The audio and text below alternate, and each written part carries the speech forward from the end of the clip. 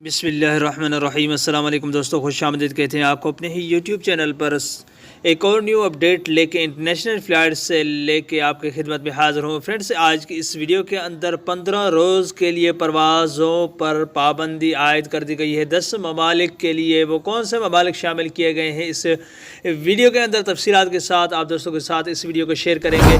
دوستو، ویڈیو شروع کرنے سے پہلے اگر آپ ہمارے چینل پہ نئے مہمان آئے تو چینل کو سبسکرائب کرنے کے ساتھ ساتھ بیل کے آئیکن کو لازم پریس کیجیے گا۔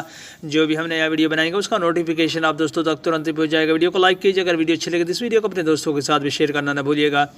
تو دوستو، عمان نے کرونا وائرس کے روک تھام کے لیے پروازوں پر پابندی عائد کر دی ہے۔ 10 ممالک کے مسافروں پر پابندی عائد کر دی گئی ہے۔ عمان کے سرکاری نیوز ایجنسی SOSNA کے مطابق کورونا وائرس کے حوالے سے قائم ملک کے اعلیٰ کمیٹی نے سوڈان، لبنان، جنوبی افریقہ، برازیل، نائجیریا، تنزانیہ اور گانا، گنی، سیرالیون اور ایتھوپیا کے مسافروں پر پابندی عائد کرنے کا فیصلہ کیا ہے۔ پروازوں پر 15 روز کے لیے پابندی اور 2 ہفتوں کے لیے سفری پابندی کا اطلاق جمعرات رات سے ہوگا دوستو، جو کہ کل رات سے ہوگا۔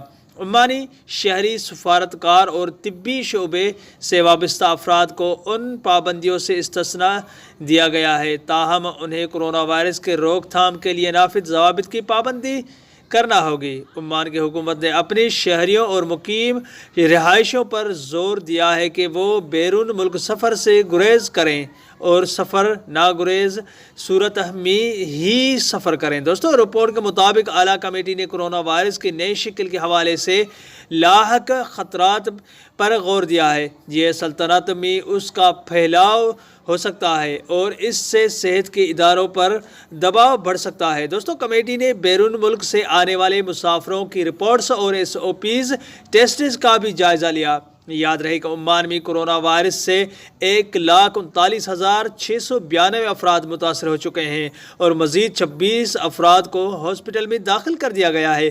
ملک میں کورونا سے ہونے والی ہلاکتوں کی تعداد 1,555 ہے۔ تو دوستو، یہ تھی عمان سے ریلیٹڈ اپڈیٹ جو فلائٹ سے متعلق تھی۔ یہ تھی آج کی اپڈیٹ۔ اگلے ویڈیو تک اپنا بہت سارا خیال رکھیے گا۔ تب تک کے لیے السلام علیکم ورحمۃ اللہ وبرکاتہ۔